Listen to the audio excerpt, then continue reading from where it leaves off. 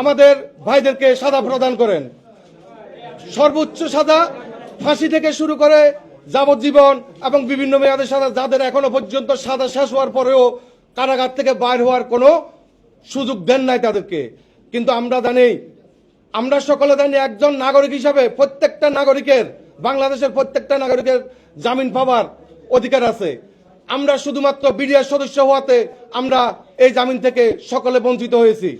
প্রিয় উপস্থিতি, আমাদের যে সকল কারাবন্দী ভাইয়েরা কারাগারে জীবনযাপন করছেন, যদি তাদের পারিবারিক ব্যাপারটা যদি আপনারা খোঁজ খবর নিয়ে দেখেন, বুঝতে পারবেন তারা কত মানবতার জীবনযাপন করছে। একদিকে তাদের পরিবার ধ্বংস করতে হয়েছে, একদিকে তাদের জীবন ধ্বংস, একদিকে তাদের সন্তানের ভবিষ্যৎ ধ্বংস।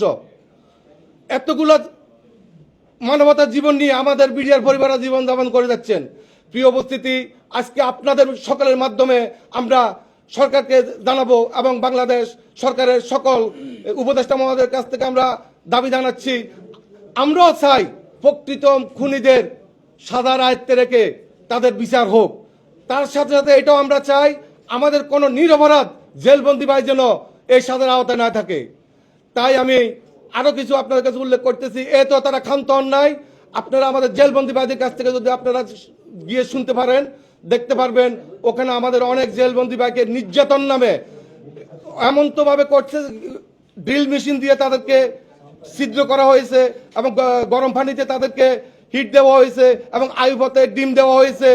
এই কঠিন নির্যাতনগুলো স্বীকার করেও আমাদের বিডিআর সদস্যরা এখনো বেঁচে আছে এবং ভবিষ্যতেও তারা বাঁচার স্বপ্ন দেখেন।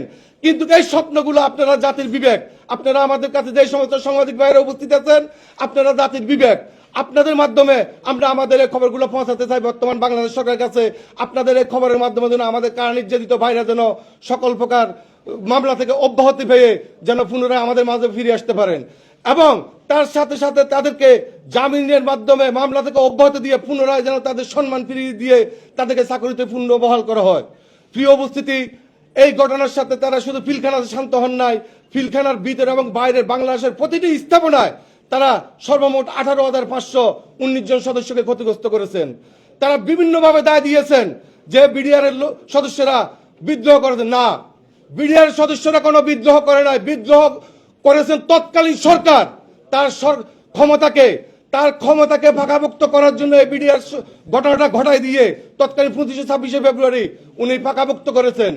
একদিকে বাংলাদেশ সেনাবাহিনী মেরুদণ্ড ভেঙে দিয়েছেন, মনোবল ধ্বংস করে দিয়েছেন, আরেকদিকে বিডিআর এর নাম পরিবর্তন করে বিজিবি দিয়ে তাদেরকে সাধারণ একজন গার্ড বানিয়ে তাদের মনোবল ধ্বংস করে দিয়েছেন। আগে বিডিআর এর ছিল এক গুলি এক শত্রু, আর এখন আদেশ হয়েছে তাদের একটাই, অস্ত্র তুমি গাড়ি নিয়ে হাঁটবে, সিলিং আপ করে হাঁটবে, কিন্তু কোনো গুলি করতে পারবে না। প্রিয় উপস্থিতি, আজকে আমরা কোথায়, আমাদের বাংলাদেশ আজকে কোথায়? তাই আপনাদের কাছে আমি বলবো, আপনারা সকলে আমাদের পক্ষ হয়ে, আমাদের জেলবন্দীদের পক্ষ হয়ে সকলে মিলে আমাদের জেলবন্দীদের যেন মুক্তি হয় এবং এই মামলা থেকে তারা যেন মুক্তি পায়, এই ব্যাপারে আপনাদের কাছে দাবি জানাচ্ছি। প্রিয় উপস্থিতি, যদি আমাদের এক একজন জেলবন্দী পরিবারের আত্মনাথের কথাগুলো আপনারা শুনতে পারেন, তাহলে বুঝতে পারবেন উনারা কতটুকু সুখে আছেন, উনাদের পরিবার কতটুকু শান্তিতে আছে, একমাত্র উনারা অনুভব করতে পারবে। কিন্তু এই যে বিভিন্ন রুমে থেকে আমাদের এই ক্ষতিগ্রস্ত বিডিআর সদস্যদের বা আমাদের জেলবন্দী পরিবারদের দুঃখটা আপনারা বুঝতে পারবেন না বা উনারা কেউ বুঝতে পারবে না। ছাত্র জনতার সরকার যখন এই বাংলাদেশে এসেছে, তখন আমরা ক্ষতিগ্রস্ত বিডিআর এবং জেলবন্দী পরিবার বিডিআর বাঁচার জন্য একটু আশা নিয়েছিলাম। কিন্তু দুঃখের বিষয়, আমরা 5 আগস্টের পরে 9 আগস্ট থেকে আমরা বাংলাদেশের প্রতিটা মন্ত্রণালয় এবং সেনাপ্রধান, বিজিবি প্রধান সকলের কাছে আমরা স্মারকলিপি প্রদান করেছি। এরপরে আমরা প্রতিটি জেলা পর্যায়ে আমরা মানববন্ধন করে স্মারকলিপি প্রদান করেছি। কিন্তু দুঃখের বিষয়, তার কোনো সুস্থ জবাব আমরা পাই নাই, কিন্তু আমরা চাই আমাদেরকে সুস্থ জবাব দিয়ে, আমরা এই দেশের সন্তান, আমাদেরকেও যেন সাধারণ মানুষ হিসেবে বাঁচার স্বপ্নটা পূরণ করার সেই সুযোগ তারা করে দেন এবং আমাদের জেলবন্দী ভাইদেরকে মুক্তি দিয়ে তাদের পরিবারের কাছে ফিরিয়ে আনেন। আমি আর আজকে বক্তব্য দীর্ঘায়িত করব না। পরিশেষে আমি আপনাদের সকলের মঙ্গল কামনা করে আজকের মতো এখানে শেষ করছি। আসসালামু আলাইকুম ওয়া রাহমাতুল্লাহ।